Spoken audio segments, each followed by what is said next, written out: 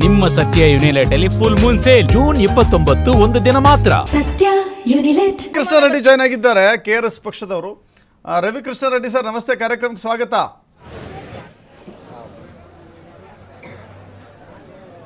ನಮಸ್ಕಾರ. ಇವತ್ತಿನ ಹೋರಾಟ ನೋಡ್ತಾ ಇದ್ದೀರಿ. ಹೇಳಿ. ಇವತ್ತಿನ ಹೋರಾಟದಲ್ಲಿ ನೀವು ಕೂಡ ಭಾಗಿಯಾಗಿದ್ದೀರಿ ಕೂಡ. ಇತ್ತೀಚೆಗೆ ನೋಡ್ತಾ ಇದ್ದೆ, ನೀವು ಕೂಡ ರೈತರಾಗಿದ್ದೀರಿ, ಉಳುಮೆಯನ್ನು ಮಾಡ್ತಾ ಇದ್ದೀರಿ. ರೈತನ ನೋವು, ಕಷ್ಟ, ಸುಖ ಎಷ್ಟಿರುತ್ತೋ ಅಷ್ಟೇ ಶ್ರಮದ ಪ್ರತಿಫಲ ಕೂಡ ಇರುತ್ತೆ. ಆದರೆ ಅದನ್ನು ಕಿತ್ಕೊಳ್ಳುವ ಪ್ರಯತ್ನ ಆಗ್ತಾ ಇದೆಯಲ್ಲ, ಇದೆಂಥ ಸರ್ಕಾರ ಅಂತ?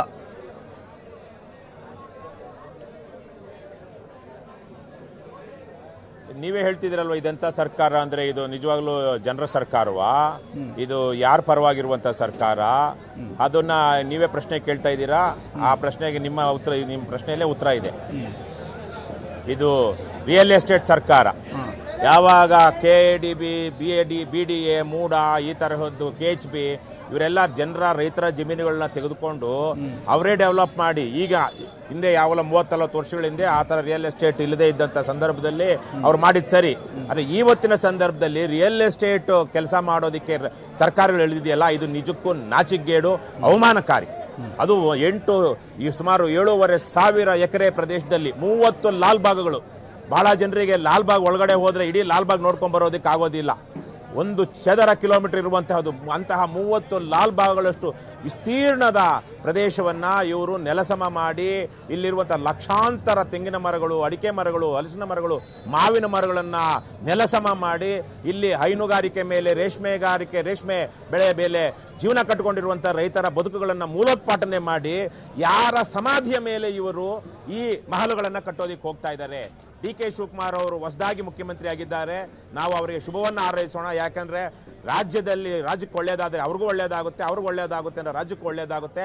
ಆದರೆ ಅವರು ಯಾವುದೋ ತೀರ ಕೆಟ್ಟ ಹಠಕ್ಕೆ ಬಿದ್ದು, ಅದು ಅವರ ಹಿಂದಿನ ಪೂರ್ವಾಶ್ರಮದ ನೆನಪುಗಳು ಅಥವಾ ಅನುಭವಗಳು ಇರಬಹುದು, ಕೆಟ್ಟ ಹಠಕ್ಕೆ ಬಿದ್ದು ಇವತ್ತು ರೈತರ ಸಮಾಧಿಯ ಮೇಲೆ ಇಲ್ಲಿ ಕಾಂಕ್ರೀಟ್ ಕಾಡನ್ನು ಕಟ್ಟೋದಕ್ಕೆ ಹೋಗ್ತಿರೋದೇನಿವೆ ಅಂತ ಹೇಳ್ತಿರುವಂಥದ್ದು ಪರಮ ಮೋಸ. ರೈತರಿಗೆ, ಜನರಿಗೆ ಮಾಡುವಂತಹ ಅನ್ಯಾಯ.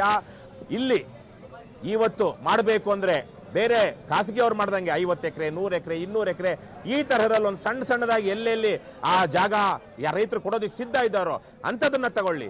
ಅದು ಬಿಟ್ಟು ಏಕಾಏಕಿಯಾಗಿ ಇಡೀ 7,500 ಎಕರೆ ಭೂಪ್ರದೇಶವನ್ನ ಸಾವಿರಾರು ರೈತರಿಂದ ಭೂ ಕಬಳಿಕೆ ಮಾಡಿಕೊಂಡು ಅವರೆಲ್ಲರ ಜೀವನೋಪಾಯವನ್ನ ಕಳೆದು ಅಭಿವೃದ್ಧಿ ಮಾಡ್ತೀವಿ ಅಂತಿರುವಂಥದ್ದು ಇದು ಅಭಿವೃದ್ಧಿ ಅಲ್ಲ, ಇದು ವಿನಾಶ.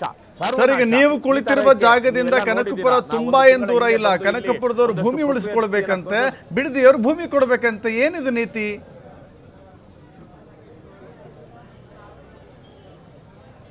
ಇದೇ ನೀತಿ ಏನು ಇಲ್ಲ, ಬರೀ ಹಣದಾಹ, ಅಧಿಕಾರ ದಾಹ, ಅಹಂಕಾರ. DK ಶಿವಕುಮಾರ್ ಅವರು ಈ ಅಹಂಕಾರವನ್ನು ಬಿಡಬೇಕು, ಈ ಹಣದಾಹವನ್ನು ಬಿಡಬೇಕು. ಇಲ್ಲಿ ಸುಮಾರು ಅವರು ಹೇಳ್ತಿರೋ ಹಾಗೆ 6-7 ಸಾವಿರ ಕೋಟಿ ರೂಪಾಯಿಗಳ ಪರಿಹಾರವನ್ನು ಸರ್ಕಾರದಿಂದ ವಿತರಿಸಲಾಗುತ್ತೆ. ಅದರಲ್ಲಿ 1%, 2% ಇವರಿಗೆ ಬೇರೆ ಬೇರೆ ಅಧಿಕಾರಿಗಳಿಗೆ, ರಾಜಕಾರಣಿಗಳಿಗೆ ಕಮಿಷನ್ ಬರುತ್ತೆ ಅಂದ್ರೂ ಅದು ಸುಮಾರು 500 ಕೋಟಿ ಮೇಲೆ ಆಗುತ್ತೆ. ಅದೇ ರೀತಿಯಲ್ಲಿ 6-7 ಸಾವಿರ ಕೋಟಿ ರೂಪಾಯಿಯಲ್ಲಿ ಇಲ್ಲಿ 100 JCBಗಳನ್ನ ತಂದು ನೆಲಸಮ ಮಾಡಲಾಗುತ್ತೆ. ಆಗ ಅದರಲ್ಲಿ ಸಾವಿರಾರು ಕೋಟಿ ರೂಪಾಯಿಗಳ ಅಕ್ರಮವಾಗುತ್ತೆ. ಹೀಗಾಗಿ ಇವೆಲ್ಲ ದುಡ್ಡಿಗಾಗಿ ಮಾಡ್ತಾ ಇರುವಂಥದ್ದು. ಇದು ಬೆಂಗಳೂರು ಅಭಿವೃದ್ಧಿ ಮಾಡುವಂಥದ್ದಲ್ಲ. ಈಗಲೂ ನಮ್ಮದೇ ಊರಿನಲ್ಲಿ 16,000 ಸೈಟ್ಗಳು ಸೂರ್ಯ ಸಿಟಿಯಲ್ಲಿ ಈಗ 15-20 ವರ್ಷಗಳಿಂದನೇ ಡೆವಲಪ್ ಆಗಿ ಈಗಲೂ ಅರ್ಧ ಮುಕ್ಕಾಲು ಸೈಟ್ಗಳಲ್ಲಿ ಮನೆಗಳನ್ನೇ ಕಟ್ಟಿಲ್ಲ. ಅಲ್ಲಿ ಕಟ್ಟಲಿ, ಅಲ್ಲಿ 5 ವರ್ಷ 10 ವರ್ಷದೊಳಗಡೆ ಮನೆ ಕಟ್ಟದೇ ಇರೋರ್ನ ಹತ್ರ ಸೈಟ್ಗಳನ್ನ ತಗೊಂಡು ಇವತ್ತು ಕಟ್ಟೋದಕ್ಕೆ ರೆಡಿ ಆಗಿರೋರಿಗೆ ಕೊಡಲಿ. ಈ ತರಹದ ಬೆಂಗಳೂರು ಸುತ್ತಮುತ್ತ ಸೇರಿದಂತೆ ರಾಜ್ಯಾದ್ಯಂತ ಲಕ್ಷಾಂತರ ಎಕರೆಗಳನ್ನು ಸರ್ಕಾರಗಳು ಕಳೆದ 10-20 ವರ್ಷಗಳಲ್ಲಿ ಭೂಸ್ವಾಧೀನ ಮಾಡಿಕೊಂಡಿವೆ.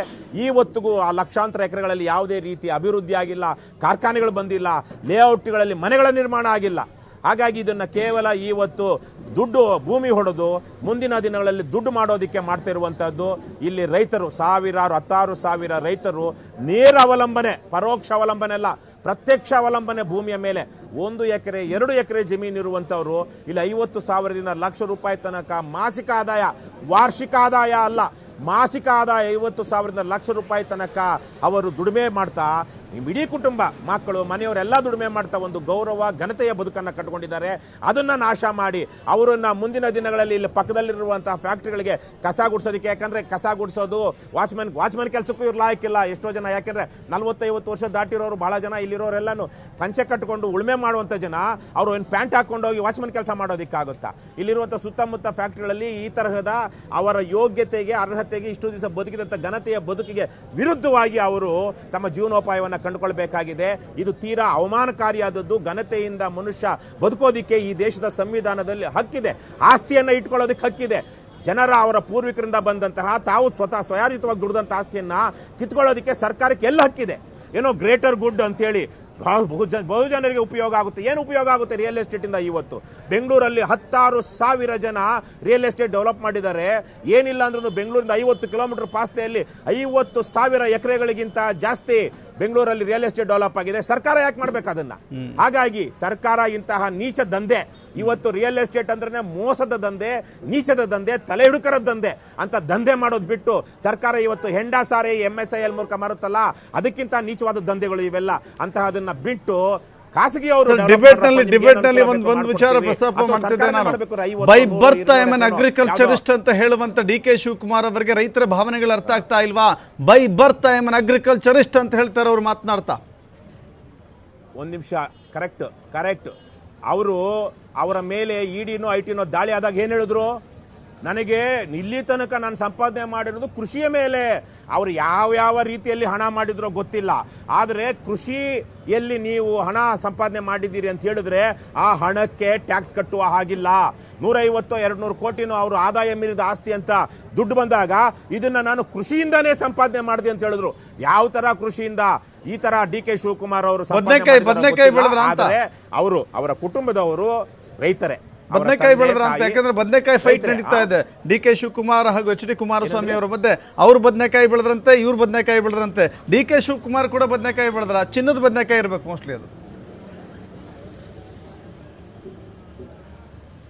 ಏನ್ ಯಾವ ತರದ ಬದನೆಕಾಯಿ ಬೆಳೆದಿದ್ದಾರೋ ಗೊತ್ತಿಲ್ಲ. ಅವರು ಕಬ್ಬಿಣದ ಬದನೆಕಾಯಿ ಅಂತೂ ಬೆಳೆದಿದ್ರು. MSIL ಅಲ್ಲಿ ಕಳ್ಳತನದಲ್ಲಿ ಹದಿರು ಸಾಗಣೆ ಮಾಡಿ ಕಬ್ಬಿಣದ ಬದನೆಕಾಯಿಗಳನ್ನ ಚೈನಾಗೆ ಎಕ್ಸ್ಪೋರ್ಟ್ ಮಾಡಿದ್ರು. ಹಿರೇಮಠದ ಗೊತ್ತು, ಹಿರೇಮಠರಿಗೆ DK ಶಿವಕುಮಾರ್ ಯಾವ್ಯಾವ ತರದ ಬದನೆಕಾಯಿ ಬೆಳೆದಿದ್ರು ಅಂತ. ಹಾಗಾಗಿ ಇವತ್ತು ಅದನ್ನ ಹೊರಗಿಟ್ಟು ನೋಡಿದ್ರೆ ನಿಜಕ್ಕೂ ಇದು ಬಂಗಾರ ಬೆಳೆಯುವ ನೆಲ. ನಾನು ಅವಿಭಜಿತ ಬೆಂಗಳೂರು ಜಿಲ್ಲೆಯವನಾಗಿ ನಾನು ಹೇಳ್ತಾ ಇದ್ದೀನಿ.